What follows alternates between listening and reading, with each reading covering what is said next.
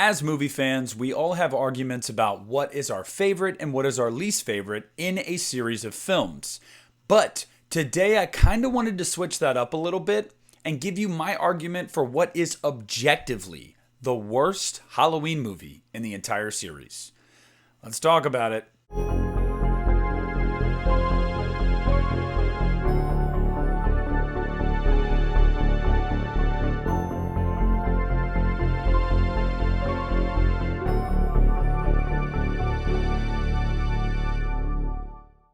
Hey, what is up everybody? Nick here, and today I want to state my case for what I think is unequivocally the worst film in the Halloween series. Now, I understand that statement in and of itself can be a little tricky because opinion still factors into this a little bit.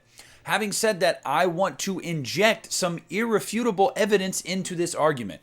I just want to look at a film based off of its merits and say, this is why I think it is the weakest. It has far more cons than pros. Compare it to other ones. Whatever that criteria may be, I'm going to do my best to state that case today.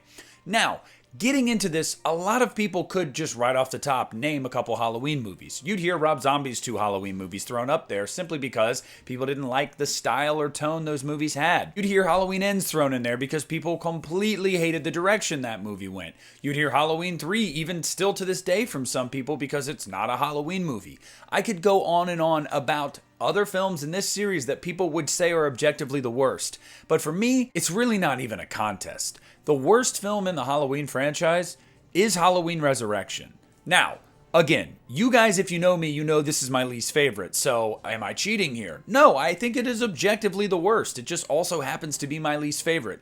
I want to say, too, I know there are fans of this movie. I know there are people that are like, I can turn my brain off and have a fun time with the movie. It's stupid, it makes no sense, but it's a popcorn flick. I've heard that argument a lot, and honestly, that's not a bad argument. We all have movies like that where we can just have a good time with them. They're just so mindless and they don't make you think at all. You're just there for an hour and a half and then it's over and you're like, okay, that was mildly fun, I guess. Now, the first part of my argument here would be that the Halloween franchise should be held to a higher standard than that. And I know that might be asking a lot because it is a long-running series that's gone on for almost 50 years. There's over 10 installments in the series. Like, you're bound to have a bad one here or there. And while that is true, I don't think we should ever stoop to the level that Halloween Resurrection stooped to. So when you're looking at a movie objectively and you're going, is this objectively a good film? We argue about that a lot in this space as film fans, and there's criteria there. Was it well photographed? Is it well acted? How is the score? How is the editing? How is the pacing? How is the writing? A lot of those things can go into looking at a film and saying, okay, it's objectively well made. Then it's just a question of whether or not it worked for you. I'm here to say that not only is Halloween Resurrection a movie that didn't work for me and most people, it is objectively not well made. So let's start first and foremost with how it's photographed. Look, I don't know what they were thinking. I don't know what Rick Rosenthal was thinking. I genuinely think that he was trying to go for this like haunted house kind of vibe. It also doesn't help that half of the movie is through a camera that is on people's heads. But the movie is lit so poorly. And it's not lit to the effect where it's like, oh wow, that's really accentuating the creepiness and what might be coming out of the shadows. No, it is lit so poorly to the point where even like some moonlight, the artificial moonlight, looks completely ridiculous. Like someone is shining a spotlight through a window. I'm sorry, you could have the fullest moon in the world and it's not going to look like that organically coming through a house. I understand some of that is staging and whatnot, but like it's bad. It is poorly lit. It's either underlit or way overly lit throughout multiple points in this movie. On top of that, it is just so uninspired. There is no mark here left by the director. The aesthetic here is pretty much non-existent. What is the aesthetic? That is a question you'll find yourself asking yourself because there is no common theme here. Watching a movie, a lot of times as you're watching it, there should be a visual theme. There should be a color palette that they are working off of. There are a lot of things, and there's no visual flair to this movie whatsoever. So, overall, I'd say it's photographed poorly. The acting is what it is. Look, I'll give credit where it's due. Jamie Lee is actually quite decent in her limited screen time in this movie, and Bianca Kajlich is really trying. Actually, also Busta Rhymes for the character, he's not bad. Everybody else is just sorely lacking. I just don't like the acting across the board here, and I think you could make the argument, and be correct in that a majority of the acting in this film is objectively weak. Look, there are so many throwaway characters, so you're not supposed to really get to know much about them. And that's a problem in and of itself with any film. But because you have so many characters like that, there's just absolutely no arc there. There's no personality, and the performances they're turning in are just so uninspired. Bianca Keilich, she tries. She really does. But she does not sell fear. She does not sell what I need my final girl to sell.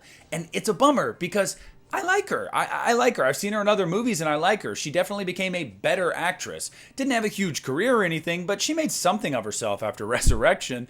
But she's not very strong in this movie.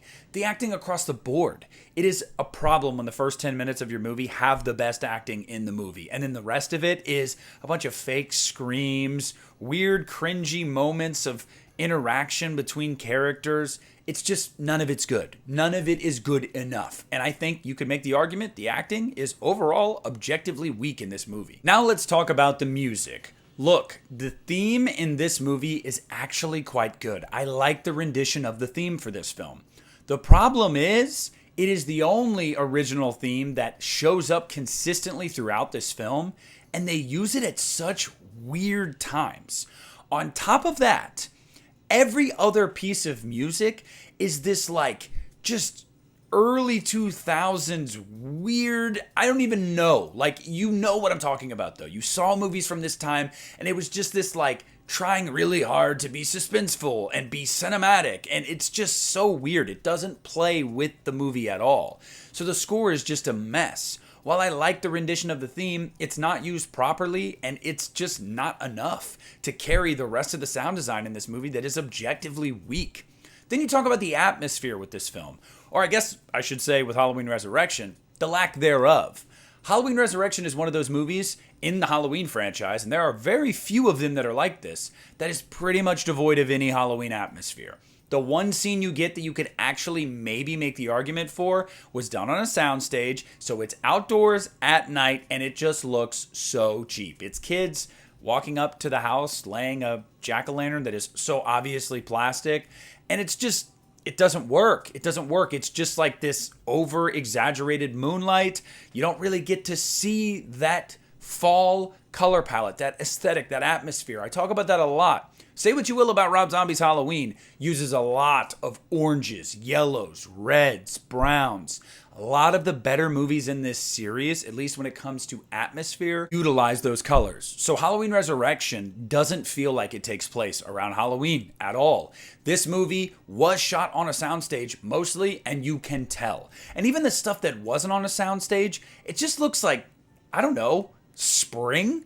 Like, there's no leaves. It's very dreary, very just kind of like gray outside. Look, some parts of the country that's realistic for a fall day, but you have to play up some of the colors here. You can't just wash out all the color in your shot and go, yeah, it's fall. And maybe they didn't wash it out. Maybe it just looked that pitiful, and it goes back to the filming of the film itself. But I feel like it's sorely lacking. There's no atmosphere in this movie whatsoever.